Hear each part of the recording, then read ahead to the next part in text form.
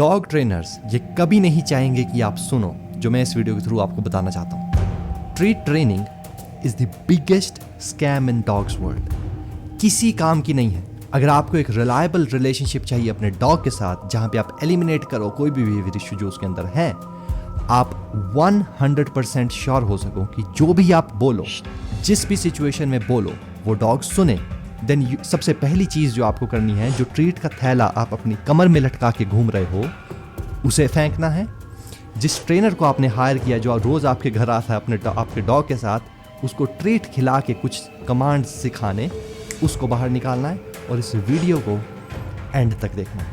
क्योंकि मैं यूट्यूब पे, इंस्टाग्राम पे देखता हूँ पॉजिटिव रीइंफोर्समेंट वाले ट्रेनर्स को हमेशा पैक लीडरशिप और being the alpha of the dog, इस कॉन्सेप्ट को कंप्लीटली डिनाई करते हुए दैट हो ऐसी तो कोई चीज़ एग्जिस्ट नहीं करती।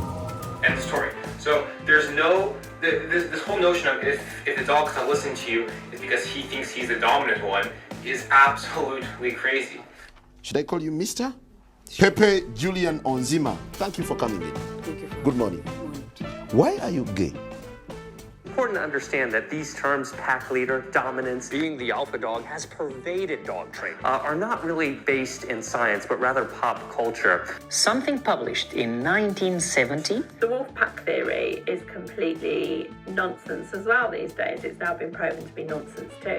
Fortunate thing is that not only are these beliefs still widespread. Did you get that? Doesn't that make you gay? What do you mean doesn't that make me gay? क्या उनके according nature में exist करता है treats के थैले को अपनी कमर में लटका के चलना, not being the alpha.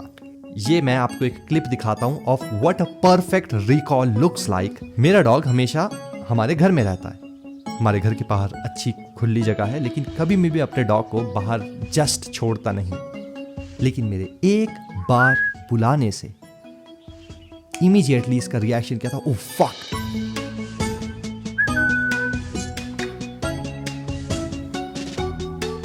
I don't think there is a treat trainer जो ये कर सकता है। और अगर आपने अपने डॉग को कंडीशन किया है यूजिंग ट्रीट्स, आप भी ये कर सकते हो अपने डॉग के साथ। वाई? क्यों मैं ये बोल रहा हूँ? क्योंकि this is how our brain functions. हमारा ब्रेन हमेशा नाप तोल करता रहता है कि उसे कहाँ से ज़्यादा डोपामिन मिल रहा है। जब आप घर के इंटरनल एनवायरनमेंट में हो, उस डॉग के पास क्या चॉइसेस है, उसका ब्रेन क्या नाप तोल कर रहा है। या तो वो एक कोने में पर्टिकुलरली बैठा रह सकता है बोर होते हुए, या फिर आपके हाथ में जो वो ट्रीट है वो ले सकता है by listening to your words. ये दो चॉइसेस उस डॉग के पास है। तो ऑब्वियसली जब वो आपके साथ आपके घर में है, वो ट्रीट को लेना चाहता है। बट जब आप, and it is obviously true, please मुझे बताओ, जब आप उस कमांड को लेके, उस मेथड को लेके बाहर जाते हो इन अ डिस्ट्रैक्टिंग एनवायरमेंट्स, एंड आपका डॉग दूसरे डॉग की तरफ जाना चाहता है, लेट्स से मंकीज के पास जाना चाहता है, गाय के पास जाना चाहता है, और आप बोलते हो यस, नो, कम, वो आपको इस तरह से इग्नोर करता है जैसे कि आप एग्जिस्ट ही नहीं करते, चाहे आपके पास ट्रीट भी हो। जानते हुए भी ये सब दैट उनका मेथड ऑब्वियसली फ्लॉड है, वो क्यों ऐसा कर रहे हो सकते हैं? Let's analyse this. The number one thing is कि उन्हें खुद को डर लगता है राइट कॉन्सिक्वेंस एनफोर्स करने से एक डॉग के ऊपर।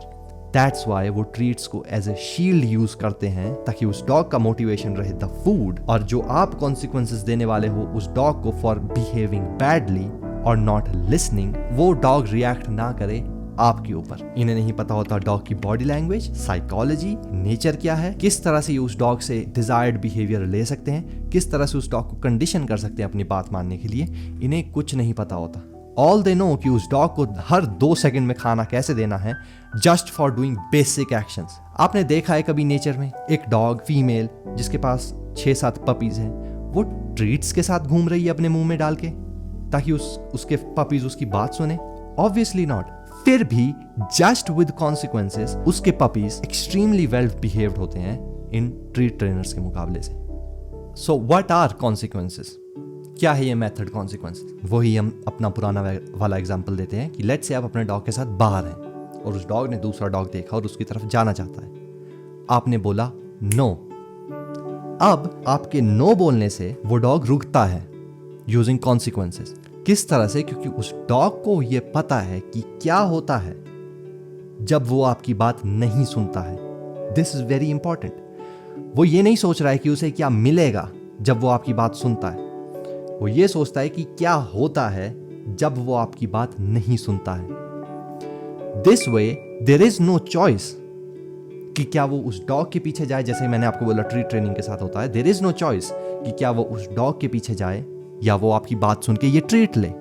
देयर इज ऑब्लिगेशन, वो करना ही है क्योंकि आपने वो बोला है।